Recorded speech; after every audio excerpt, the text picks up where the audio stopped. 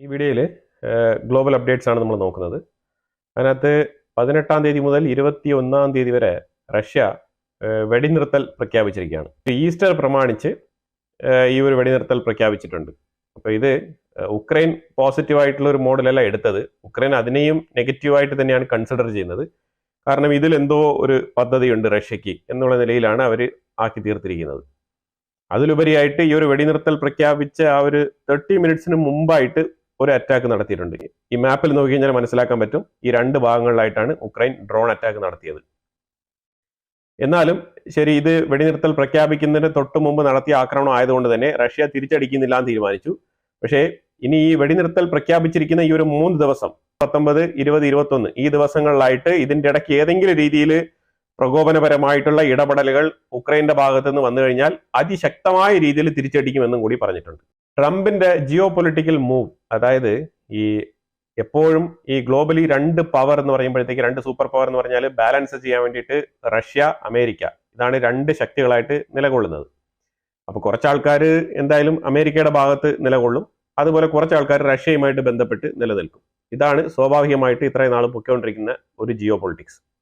ഇതിൽ വളരെ വിരളമായിട്ടുള്ള ചില രാജ്യങ്ങൾ മാത്രമാണ് ഇന്ത്യയെ പോലെ റഷ്യയും അമേരിക്കയും ഒരേപോലെ ഹാൻഡിൽ ചെയ്ത് കൊണ്ടുപോകുന്ന, അതിന് ഇന്ത്യ മാത്രമെന്നേ പറയാൻ കഴിയൂ ആ രീതിയിൽ നിൽക്കുന്ന ഒരു രാജ്യം. കാരണം ഇന്ത്യയുടെ ആദ്യ കാലഘട്ടങ്ങളിൽ ഉണ്ടായിരുന്ന ആ ഒരു ഡിപ്ലോമാറ്റിക് റിലേഷൻഷിപ്പും അതേപോലെ ഇന്ത്യയിൽ ഉണ്ടായിരുന്ന നയങ്ങളും അതിനെ തുടർന്ന് അതീയ നയം മാറ്റിയ ഇന്ത്യയുടെ ഇപ്പോഴത്തെ ഡിപ്ലോമസിയും കൂടെ ഒരുമിച്ച് കൊണ്ടുപോകാൻ ശ്രമിച്ച ആ ഒരു സാഹചര്യത്തിൽ നിൽക്കുന്നതുകൊണ്ടാണ് ഇന്ത്യക്ക് ആ രീതിയിൽ നിൽക്കാൻ പറ്റുന്നത്. പക്ഷേ ലോകത്ത് മറ്റുള്ള ഭൂരിപക്ഷ രാജ്യങ്ങൾ നമ്മൾ എടുത്തു കഴിഞ്ഞാൽ അവർ രണ്ടും 2 ചേരിയിലാണ്. ഒന്നെങ്കിൽ അമേരിക്കൻ ഡിപ്പെൻഡൻസി ആയിരിക്കും, അല്ലാന്നുണ്ടെങ്കിൽ റഷ്യൻ ഡിപ്പെൻഡൻസി ആയിരിക്കും. ഈ രീതിയിലാണ് മുന്നോട്ട് പോവുക. അപ്പൊ അതിന് ചെറിയൊരു കോട്ടം തെറ്റിയിട്ടുണ്ടോ എന്നുള്ളൊരു ഡൗട്ട്. ഈ ഡൗട്ട് എന്ന് പറഞ്ഞു കഴിഞ്ഞാൽ ഇവ ട്രംപ് പറയുകയാണ്, അതായത് റഷ്യയുമായിട്ട് പ്രശ്നമൊന്നുമില്ല, റഷ്യയുമായിട്ട് അമേരിക്ക തന്നെ പല രീതിയിലുള്ള ബിസിനസ് ഡീലുകളും ഇട്ട് കഴിഞ്ഞാൽ, അതായത് RRE റെയർ എർത്ത് എലമെന്റ്സുമായിട്ട് ബന്ധപ്പെട്ടുള്ള എഗ്രിമെന്റ്സ്, അതേപോലെ റഷ്യയുടെ ഉള്ളിൽ നിന്നും അലുമിനിയം ഉൾപ്പെടെയുള്ള കാര്യങ്ങളൊക്കെ ഇറക്കുമതി ചെയ്യാനുള്ള കരാറുകൾ, ഈ രീതിയിലുള്ള പുതിയ ബിസിനസ് കരാറുകൾ അമേരിക്ക റഷ്യയുമായിട്ട് നടത്തുമ്പോൾ ഇവിടെ ഒരു ജിയോ പൊളിറ്റിക്കൽ ചേഞ്ച് ഉണ്ടാവും. അതായത് പല രാജ്യങ്ങളും, പല ചെറിയ രാജ്യങ്ങളും അമേരിക്ക പോലത്തെ രാജ്യത്തിനേക്ക് അവരുടെ സാങ്ഷൻസ്, അവരുടെ ഉപരോധങ്ങൾ ഇതൊക്കെ നേരിടാൻ വേണ്ടിയിട്ടുള്ള പാകപ്പെടാത്ത രാജ്യങ്ങൾ എന്ത് ചെയ്യുമെന്ന് പറഞ്ഞാൽ പേടിച്ചിട്ട് അവർ കൂടുതലായിട്ട് റഷ്യയുമായിട്ട് ഇടപെടാൻ പോകത്തില്ല. പക്ഷേ ഇപ്പോഴത്തെ ട്രംപിന്റെ നയം വെച്ച് നോക്കുകയാണെന്നുണ്ടെങ്കിൽ മറ്റുള്ള രാജ്യങ്ങൾക്കും ഇതുനാൾ വരെ പേടിച്ചിരുന്ന രാജ്യങ്ങൾക്ക് വരെ ഇപ്പൊ ഇതൊരു ഓപ്പൺ ഡോർ പോളിസിയായി. അതായത് റഷ്യയുമായിട്ട് കൂടുതൽ ഇടപെടാനും റഷ്യയുമായിട്ട് കൂടുതൽ ട്രേഡ് എഗ്രിമെന്റുകൾ വെക്കാനും സഹകരിക്കാനും ഒരു അവസരമായി.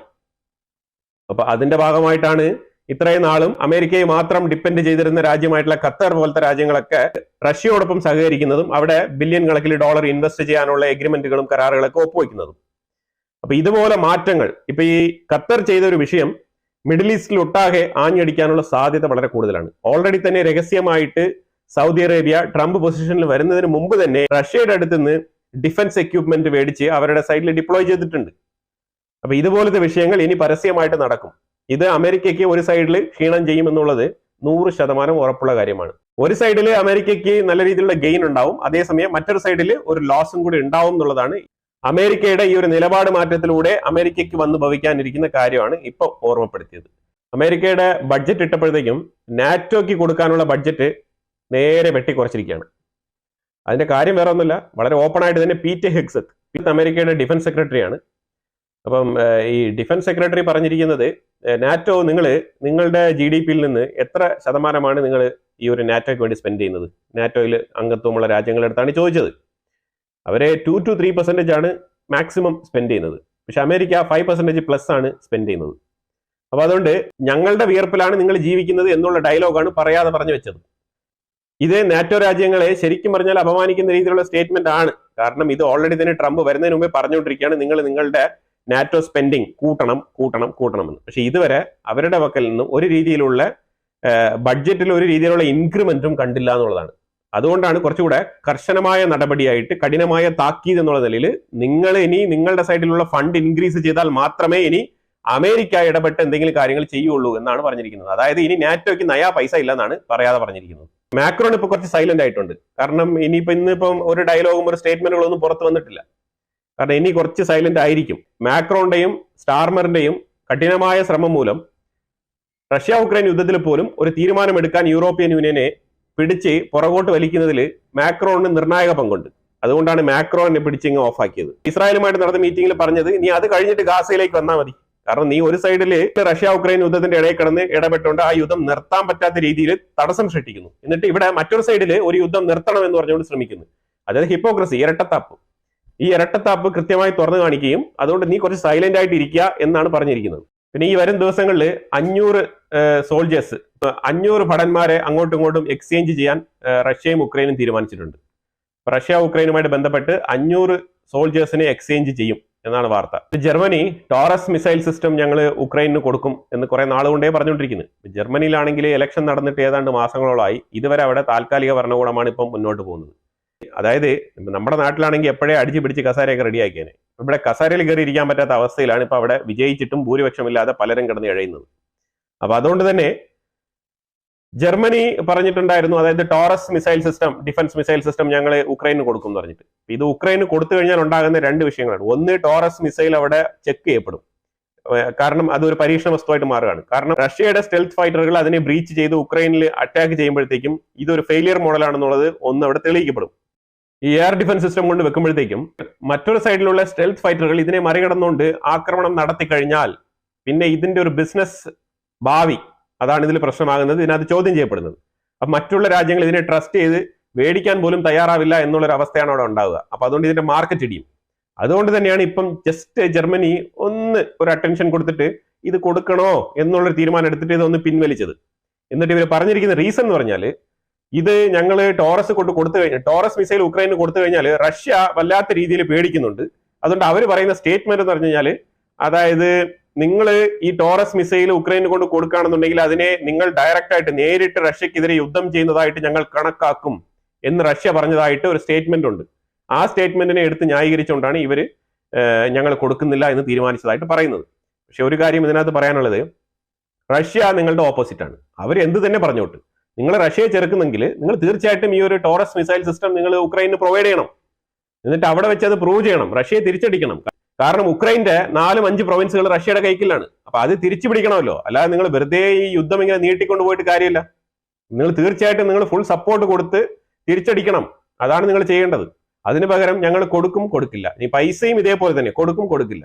ഇപ്പോഴത്തെ ടോറസ് മിസൈൽ 2 ദിവസം ഇതാ ഉക്രൈനിലെ സെലൻസ്കി ആഗ്രഹം ഇങ്ങനെ ഇന്ന് നാളെയും ടോറസ് മിസൈൽ വരും എന്ന് പറഞ്ഞ് സന്തോഷിച്ച് ഉക്രൈൻ ഇരുന്നപ്പോൾ സെലൻസ്കി ഇരുന്ന സമയത്താണ് ഇതാ ഇപ്പൊ വീണ്ടും പിൻവലിച്ചിരിക്കുകയാണ്. ഇതല്ല ഞങ്ങൾ കൊടുക്കുന്നില്ല എന്ന് പറഞ്ഞിട്ട്. നിങ്ങൾ ആരുടെ പക്കലാണ്? സെലൻസ്കി പറഞ്ഞിരിക്കുകയാണ്, ഞാനാണ് യൂറോപ്പിന്റെ മൊത്തത്തിലുള്ള പ്രൊട്ടക്ടർ. എന്റെ ഒരു ഒറ്റ കാരണം കൊണ്ടാണ് യൂറോപ്പ് ഇന്ന് നിലനിൽക്കുന്നത്. ഇല്ലാന്നുണ്ടെങ്കിൽ റഷ്യ നിങ്ങളെ മൊത്തത്തിൽ വിഴുങ്ങിയേനെ. അപ്പൊ അതുകൊണ്ട് മൊത്ത യൂറോപ്പിന്റെ ഒരു ഗോഡ് ഫാദർ ആയിട്ട് നിലനിൽക്കുകയാണ് ഉക്രൈനിലെ സെലൻസ്കി എന്ന് അയാൾ മാത്രമേ വിചാരിച്ചുകൊണ്ടിരിക്കുന്നുള്ളൂ. പക്ഷെ മറ്റുള്ളവർക്കൊന്നും ആ ധാരണയില്ല. മറ്റുള്ളവരൊക്കെ വിചാരിക്കുന്നത് അവരാണ് യുദ്ധം ചെയ്യുന്നതാണ്. ആ രീതിയിലാണ് ഇപ്പൊ കാര്യങ്ങൾ മുന്നോട്ട് പോകുന്നത്. സെലൻസ്കി പറയുന്ന കാര്യം എന്ന് പറഞ്ഞാൽ, ഇനി ഏറ്റവും കൂടുതൽ ആയുധങ്ങളും, അവർക്ക് പൈസയില്ല, ആയുധങ്ങളില്ല, അതാണ് അവസ്ഥ. എത്രയും വേഗം അവർക്ക് നല്ല രീതിയിലുള്ള ഒരു സപ്പോർട്ട് വേണം. അമേരിക്കയെ തന്നെയാണ് പുള്ളി എയിം ചെയ്യുന്നത്. അടുത്ത ആഴ്ച പോയി മിനറൽ ഡീൽ ഒപ്പിട്ട് കൊടുക്കാന്നൊക്കെ പറയുന്നുണ്ട്. അങ്ങനെയെങ്കിലും അമേരിക്ക എന്തെങ്കിലും തരുമോ എന്നാണ് നോക്കുന്നത്. പക്ഷെ അമേരിക്കയുടെ സൈഡിൽ തീരുമാനം വളരെ സ്റ്റബൺ ആണ്. ഒരു മാറ്റവും ഉണ്ടാകാൻ പോകുന്നില്ല എന്നുള്ളതാണ്. ട്രംപ് വീണ്ടും പറഞ്ഞിരിക്കുകയാണ്, ഞങ്ങൾക്ക് അങ്ങനെ ഒരു മടുപ്പില്ല, ഞങ്ങൾ വീണ്ടും നിങ്ങൾ വിളിച്ചാൽ ഞങ്ങൾ വന്നിട്ട് മീഡിയേഷൻ ചെയ്തു വെക്കാം, മീഡിയേഷൻ ഞങ്ങൾ എപ്പോഴും തയ്യാറാണ്. ഇനി അതിനുവേണ്ടി ഒരു മുന്നൊരുക്കങ്ങളുമായിട്ട് വന്ന് ഞങ്ങൾ നിങ്ങൾ രണ്ടുപേരെയും അനുനയിപ്പിച്ച് ഇങ്ങ് മുന്നോട്ട് കൊണ്ടുപോകുമെന്ന് വിചാരിക്കേണ്ട. ഞങ്ങൾ ഞങ്ങളുടെ സ്റ്റാൻഡിൽ നിൽക്കും. നിങ്ങൾക്ക് എപ്പോഴാണോ ഇതൊന്ന് തീർക്കണം എന്ന് തോന്നുന്നത് അപ്പൊ വന്നാൽ മതി എന്നാണ് പറഞ്ഞിരിക്കുന്നത്. അതായത് ഞങ്ങൾ റിജക്ഷൻ ഇല്ല, ഞങ്ങൾ തയ്യാറാണ്, പക്ഷെ നിങ്ങളാണ് മുന്നോട്ട് വരേണ്ടത് എന്നുള്ളൊരു ഓപ്ഷനാണ് ട്രംപ് കൊടുത്തിരിക്കുന്നത്. അടുത്ത് നമ്മൾ കാനഡയിലേക്ക് പോയി കഴിഞ്ഞാൽ, കാനഡയിൽ ഖാലിസ്ഥാനികൾക്ക് കഷ്ടകാലമാണ്. അത് ഓൾറെഡി തന്നെ തുടങ്ങിക്കഴിഞ്ഞു. കാനഡയിൽ മാത്രമല്ല, അമേരിക്കയിലാണ് ഏറ്റവും കൂടുതൽ കഷ്ടകാലം. അമേരിക്കയിൽ അടുത്തടുത്ത് തുടർ നടപടികൾ നടക്കുകയാണ്. അതിലേക്ക് ഞാൻ വരാം. അതിനു മുമ്പായിട്ട് കാനഡയിൽ ഒരു ഇന്ത്യൻ യുവതി വെടിയേറ്റ് കൊല്ലപ്പെട്ടിരിക്കുന്നു. അതിന്റെ കാരണം വേറെ ഒന്നുമില്ല, അതായത് ടൊറന്റോയിൽ നിന്നും 80 കിലോമീറ്റർ ദൂരെയുള്ള ഹാമിൽട്ടൺ എന്ന് പറഞ്ഞ സ്ഥലത്താണ് ഈ ഒരു സംഭവം.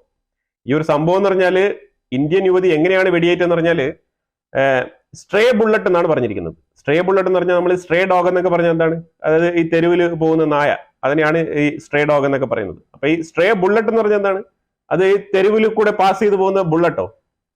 അതായത് ഇവര് അങ്ങനെയാണ് ആ വാർത്ത കൊടുത്തിരിക്കുന്നത്. അതായത് ഇപ്പൊ നമ്മൾ കാനഡയിൽ ഇനി വെളിയിൽ ഇറങ്ങി നിന്ന് കഴിഞ്ഞാൽ മറ്റേ ബുള്ളറ്റ് പ്രൂഫ് ഒക്കെ ഇട്ട് പോയി നിൽക്കണം, ജാക്കറ്റ് ഒക്കെ ഇട്ട്. അല്ലാന്നുണ്ടെങ്കിൽ സ്ട്രേ ബുള്ളറ്റ്സ് ഏത് നേരത്തും നിങ്ങളുടെ മേളിൽ വന്ന് പതിക്കാം. അതാണ് ഇപ്പൊ ഇതിൽ നിന്ന് മനസ്സിലാക്കാൻ പറ്റുന്നത്.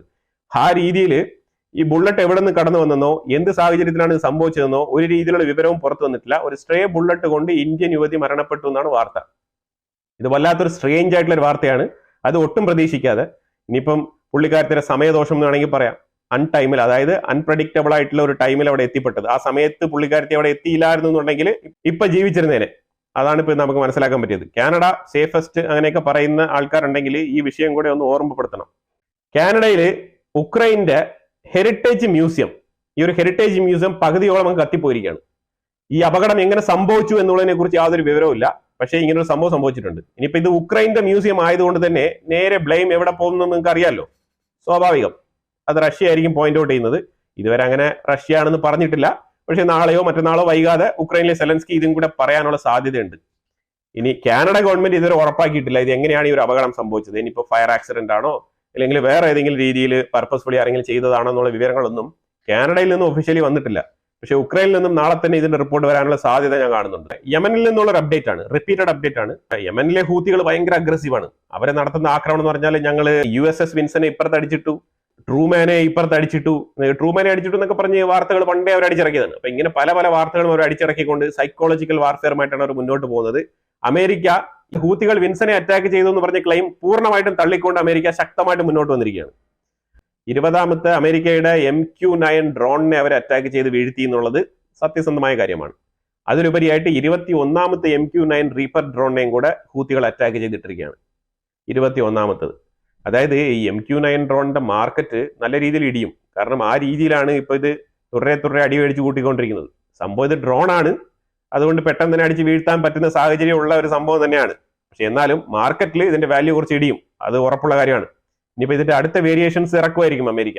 അമേരിക്കയുടെ ബഹ്റൈൻ എയർബേസിൽ നിന്നും ഇന്നലെ വൈകുന്നേരം തന്നെ ഫൈറ്റർ ജെറ്റുകൾ യമനെ നോക്കി ഇറങ്ങിയിട്ടുണ്ട്. തലങ്ങും മെലങ്ങും യമനെ അറ്റാക്ക് ചെയ്യാൻ വേണ്ടിയിട്ട് ഇറങ്ങിയിരിക്കുകയാണ്. അതായത് ശനിയാഴ്ച രാത്രി ഞായറാഴ്ച പുലർച്ചെ ആ രീതിയിലായിരിക്കും അറ്റാക്കുകൾ നടക്കുക. നല്ല രീതിയിലുള്ള ആക്രമണം ഇന്നലെ നടന്നതിന്റെ ഇരട്ടി അറ്റാക്ക് നടത്താൻ വേണ്ടിയിട്ടാണ് വന്നുകൊണ്ടിരിക്കുന്നത്. അതായത് ഓൾറെഡി തന്നെ USS കാൾ വിൽസൺ എന്ന് പറയുന്ന ആ ഒരു ഷിപ്പ് ഏതാണ്ട് 900 കിലോമീറ്റർ അകലെയാണ് കിടക്കുന്നത്. അതേപോലെ ഒരു 750-800 കിലോമീറ്റർ അകലെയാണ് ഹാരി എസ് ട്രൂമൻ കിടക്കുന്നത്. അപ്പൊ അതുകൊണ്ട് ഹൂത്തികൾക്ക് അത്ര എളുപ്പത്തിലൊന്നും എത്തിപ്പെടാൻ കഴിയില്ല എന്നുള്ളതാണ്. അപ്പൊ അവര് പല രീതിയിലുള്ള വാദങ്ങളൊക്കെ ഇങ്ങനെ ഉന്നയിക്കും. അതിലുപരിയായിട്ട് ഒരു രീതിയിലുള്ള അറ്റാക്കുകളും ഇവിടെ നടക്കുന്നില്ല. തീർച്ചയായിട്ടും അവർ മിസൈലൊക്കെ അയക്കുന്നുണ്ട്. പക്ഷെ അത് ഓവറോൾ ഡിസ്റ്റൻസിൽ തന്നെ അത് അവിടെ വെച്ച് തന്നെ ഇന്റർസെപ്റ്റ് ചെയ്യാനുള്ള കംപ്ലീറ്റ് ഫെസിലിറ്റിയോട് കൂടിയാണ് അമേരിക്കൻ എയർക്രാഫ്റ്റ് കാരിയേഴ്സ് കിടക്കുന്നത്. ഒരുപാട് ഡിസ്ട്രോയേഴ്സ് പ്രൊട്ടക്ഷൻ ഉണ്ട്. അതുകൊണ്ട് അതിനെ അങ്ങനെ എളുപ്പത്തിൽ അമേരിക്കൻ ഡിസ്ട്രോയേഴ്സിനെ അങ്ങനെ അറ്റാക്ക് ചെയ്യാൻ കഴിയില്ല എന്നുള്ളതാണ് അമേരിക്ക പറഞ്ഞിരിക്കുന്നത്. പെന്റഗൺ ആണ് ഇത് റിപ്പോർട്ട് ചെയ്തിരിക്കുന്നത്. പിന്നെ ICC എന്ന് പറഞ്ഞാൽ അറിയാലോ, ഇന്റർനാഷണൽ ക്രിമിനൽ കോർട്ട്. അവർ ഭയങ്കര സ്ട്രിക്റ്റ് ആയിട്ടുള്ള ആൾക്കാരാണ്. നിയമം എന്ന് പറഞ്ഞാൽ അവരങ്ങ് കർശനമായിട്ട് പാലിക്കും. അവരുടെ ഉള്ളിൽ പീഡന കേസും അതൊക്കെ ഉണ്ട്. അതൊന്നും വലിയ കാര്യമൊന്നുമില്ല. പീഡന കേസൊന്നും ICC എടുക്കത്തില്ല. അതൊക്കെ വേറെ എവിടെയെങ്കിലും അതാ ജൂറിസ്ഡിക്ഷനിൽ കൊണ്ടുപോയി നടത്തിക്കോണം. അപ്പൊ നമ്മൾ മറ്റുള്ള എന്തെങ്കിലും ഇന്റർനാഷണൽ ലെവലിലുള്ള കേസുകൾ ഉണ്ടെങ്കിൽ കൊണ്ടുവരും. നെതന്യാഹുവിനെ പോലത്തെ കേസുകൾ, പുടിനെ മാതിരിയുള്ള കേസുകൾ, അങ്ങനത്തെ വലിയ വലിയ കേസുകൾ മാത്രമേ അവരെടുക്കാറുള്ളൂ. അപ്പൊ അങ്ങനെ എടുത്തൊരു കേസാണ് നെതന്യാഹുവിന്റെ മേളിൽ എടുത്ത കേസ്, ജനോസൈഡ് കേസ്.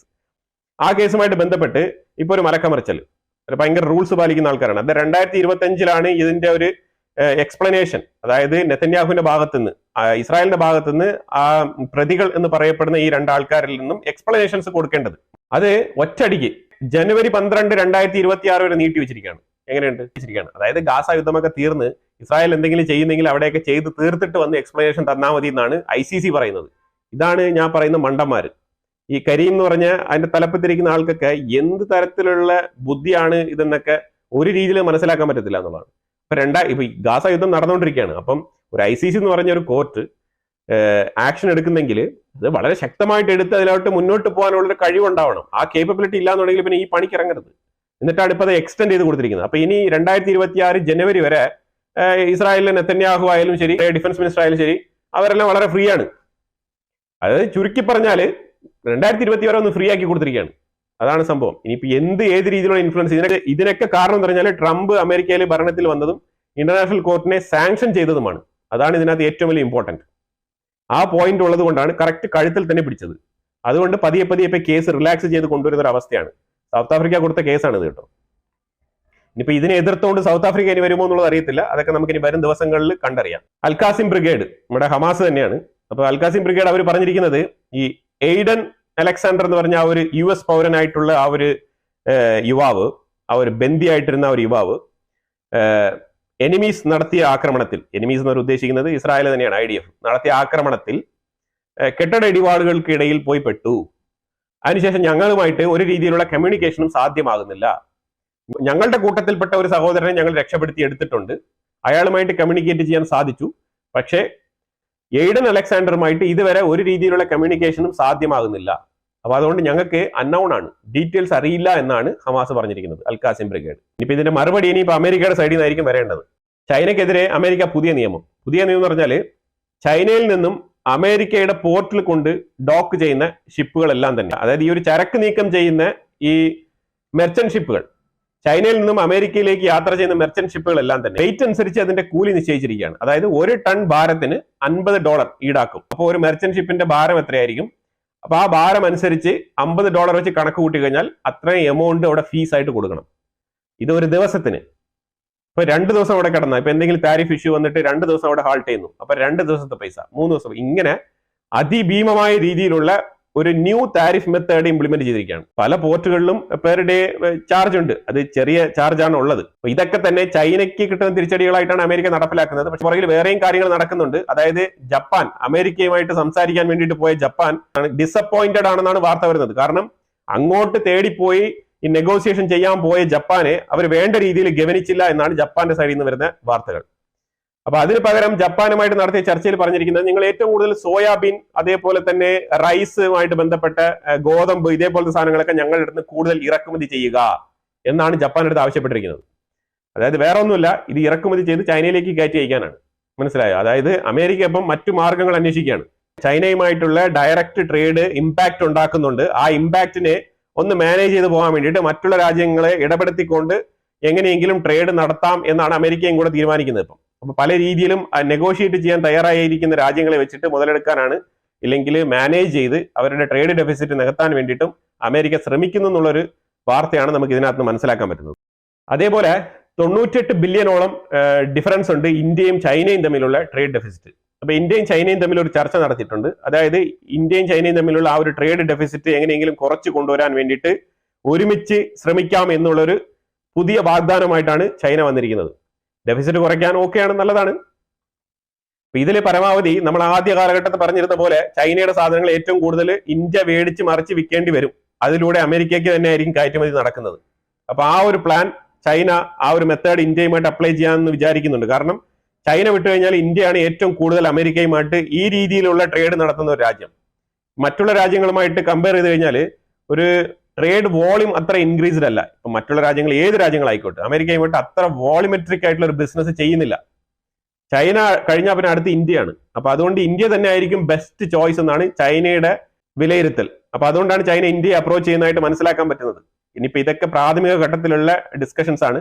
ഇതൊക്കെ ഇനി മുന്നോട്ട് കൂടുതൽ ഡെവലപ്പായി വരേണ്ടതുണ്ട്. കാരണം ചൈന എന്ന് പറയുമ്പോഴത്തേക്കും ഏത് സമയത്ത് ഏത് രീതിയിൽ പ്ലാൻ ഇടും നമുക്കറിയത്തില്ല. ഇപ്പൊ അമേരിക്ക ഈ രീതിയിൽ ശക്തമായിട്ട് ചൈനയ്ക്കെതിരെ നിൽക്കുന്നതുകൊണ്ടാണ് ഇന്ത്യയുമായിട്ട് കുറച്ച് അടുക്കുന്നത്. ഇല്ലാന്നുണ്ടെങ്കിൽ പല ഘട്ടങ്ങളിലും പല വിഷയങ്ങളിലും ഇന്ത്യയുമായിട്ട് ഡിഫറെന്റ് ഒപ്പീനിയൻ ഉണ്ട്. പാകിസ്ഥാനൊക്കെ അതിന്റെ നമ്പർ 1 എക്സാമ്പിൾ ആണ്. 42 ദിവസത്തെ ടെമ്പററി സീസ് ഫയർ കഴിഞ്ഞിട്ട് IDF ഗാസയ്ക്കുള്ളിൽ ഇറങ്ങിയതിനു ശേഷം ആദ്യമായിട്ട് ഒരു IDF ഉദ്യോഗസ്ഥൻ കൊല്ലപ്പെട്ടിരിക്കുകയാണ്.